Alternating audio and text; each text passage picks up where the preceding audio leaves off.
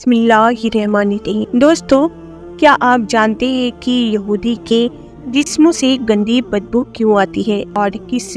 طرح 70,000 یہودیوں کو مار کر دوبارہ زندہ کیا گیا تھا؟ اگر آپ ان سوالوں کے جواب نہیں جانتے تو آج کی ویڈیو کو پورا دیکھیے گا۔ اس ویڈیو میں ہم آپ کو ڈیٹیل سے بتائیں گے اور سمجھانے کی کوشش کریں گے، تو آپ یہ ویڈیو آج کی آپ کے لیے بہت ہی خاص ہونے والی ہے۔ تو دوستو، آپ جانتے ہوں گے کہ یہودیوں کی بہت سی نسلیں اور فرقے ہیں۔ جیسے مسلمانوں میں فرقے ہیں، اسلام میں فرقے ہیں، ویسے ہی یہودیوں میں بھی فرقے ہیں۔ ان میں سے یہودیوں کی ایک ایسی نسل بھی موجود ہے جن کی چمڑی کا رنگ مردہ انسان کی طرح پیلا ہوتا ہے اور ان کے جسموں سے کسی مردہ گلی سڑی لاش کی جیسی بدبو ہر وقت نکلتی رہتی ہے۔ یہاں تک کہ ان کو نیا کپڑا بھی تھوڑی ہی دیر کے بعد کسی مردے کے کفن کی طرح دھول سے دار ہونے لگتا ہے، یعنی گندا ہونے لگتا ہے۔ یہ لوگ اپنی اس کمزوری یا نشانی کو چھپانے کے لیے بھلے ہی کتنے پرفیوم اور خوبصورت کپڑے استعمال کر لیں، لیکن ان کی تینوں نشانیوں میں سے کسی ایک نشانی کی وجہ سے یہ پہچان لیے جاتے ہیں۔ یہ لوگوں میں گھل مل کر اپنی پہچان چھپا لیتے ہیں، لیکن اپنی اس مضبوط نشانی سے عمر بھر پیچھا نہیں چھڑا سکتے۔ ان کی اس کمی کے بارے میں کہا جاتا ہے کہ یہ ایک عذاب پائی ہوئی قوم ہے، یعنی اس قوم کے اوپر ایک عذاب آیا تھا جو ہزاروں سال پہلے دنیا میں آئی تھی، لیکن اپنی بد علمی اور پیغمبر کی نافرمانی کی وجہ سے، اللہ کے احکام کے انکار کرنے کی وجہ سے ایک انوکھے اور برے عذاب کا شکار ہو گئے۔ پیارے دوستو، یہ واقعہ کچھ اس طرح تھا کہ حضرت موسیٰ علیہ السلام کے بعد کی بات ہے، جب ایک پیغمبر جن کا نام حضرت زکریا علیہ السلام ہے، یہودی قوم کے ایک بڑے شہر کی طرف بھیجا گیا۔ جیسے کہ تاریخ میں یہودی کا شروع سے ہی یاد چال ڈال رہی ہے کہ اللہ تعالیٰ کی سخت نافرمان رہے ہیں، اسی لیے صرف اس قوم کے الگ الگ شہروں اور قبیلوں کی اصلاح کے لیے ایک وقت میں سینکڑوں کی تعداد میں پیغمبر اور نبی بھیجے جاتے رہے۔ کہا جاتا ہے کہ ان پیغمبروں کی پوری تعداد میں سے 90% پیغمبر، یعنی 1,00,000 سے زیادہ، صرف یہودی کی طرف بھیجے گئے۔ اسی طرح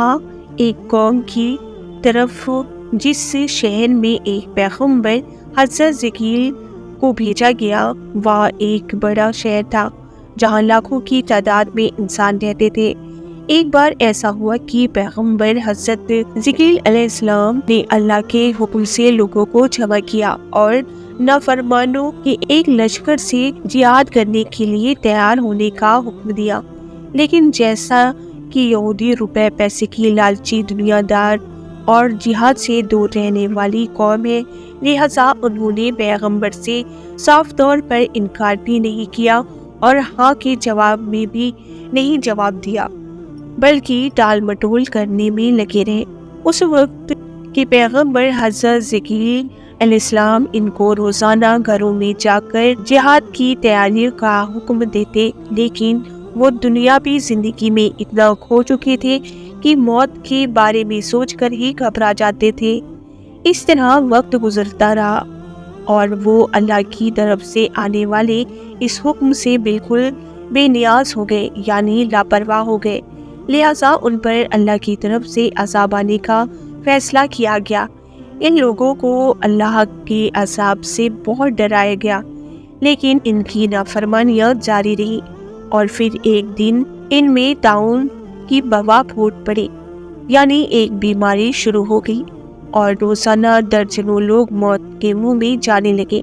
اس قوم کے چلاک اور ہوشیار لوگوں نے جب یہ حالات دیکھی تو ان کو یقین ہو گیا کہ ان کی نافرمانی کی وجہ سے ان پر اللہ کا عذاب نازل ہو چکا ہے۔ چنانچہ وہ لوگ اس شہر سے نکلے اور دوسرے ایک کسی جنگل میں رہنے کے لیے چلے گئے۔ وقت پر جگہ بدلنے کی وجہ سے وہ اس عذاب والے علاقے سے بچ گئے، جن کو دیکھتے ہوئے انہوں نے فیصلہ کیا کہ وہ اسی جنگل میں اپنے بچوں، دوستوں، ساتھیوں اور رشتہ داروں کے ساتھ اس وقت تک رکے رہیں گے جب تک ان کے شہر سے طاعون کا عذاب ہٹ نہیں جائے۔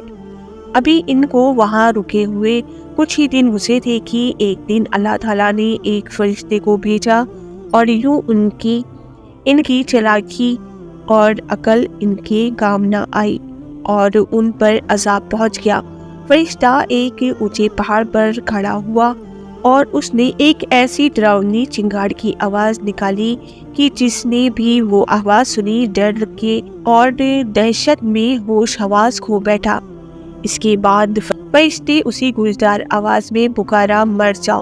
اتنا کہتے ہی جہاں جہاں پر وہ یہودی موجود تھے وہیں گر گئے اور اسی وقت ان کی روح ان کے جسم سے پرواز کر گئی۔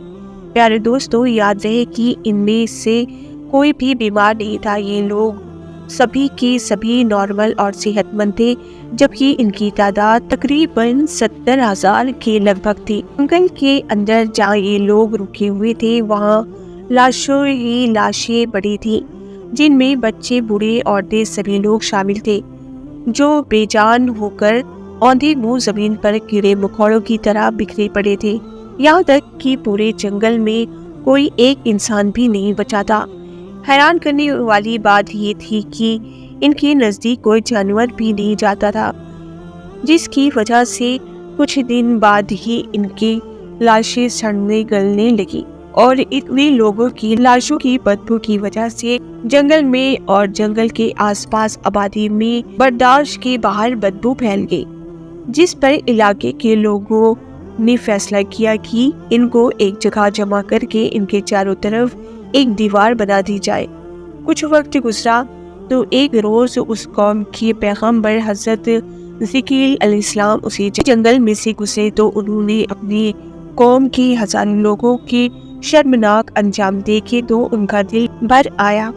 تب وہ سجدے میں گر کر رونے لگے اور دعا کرنے لگے کہ اللہ، یہ نادان تھے، ناسمجھ تھے، لیکن یہ میری قوم کے لوگ تھے، ان سے مجھے پیار تھا، جس کے بغیر اب میں بالکل اکیلا رہ گیا ہوں۔ اگر یہ زندہ ہو تو میں ان کو تبلیغ کر کے نافرمانی سے بچانے کی کوشش کرتا۔ اے اللہ، تو میری فریاد قبول کر اور ان کو دوبارہ زندہ کر۔ اس دعا کے بعد آپ کے پاس فرشتے وہی لے کر آیا اور فرشتے نے کہا کہ آپ ان کی لاشوں کو، جس کی اب ہڈیاں بھی گل چکی ہیں، ان کو کہیے کہ یہ ہڈیوں اللہ تم کو حکم دیتا ہے کہ تم ہر ایک انسان کے لیے جمع ہو جاؤ، لہٰذا آپ نے جب یہ الفاظ ہڈیوں کو مخاطب کر کے ادا کیے تو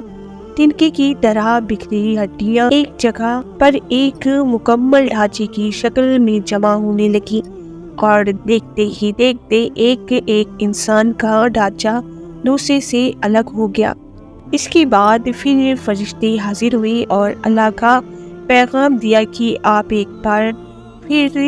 ان سے کہہ دیجیے کہ اللہ تم کو حکم دے رہا ہے کہ تم اپنے اپنے ڈھانچے پر گوشت پہن لو، لہٰذا اللہ کا یہ حکم سنتے ہی ہڈیوں پر گوشت جمع ہونا شروع ہو گیا۔ جب سبھی 70,000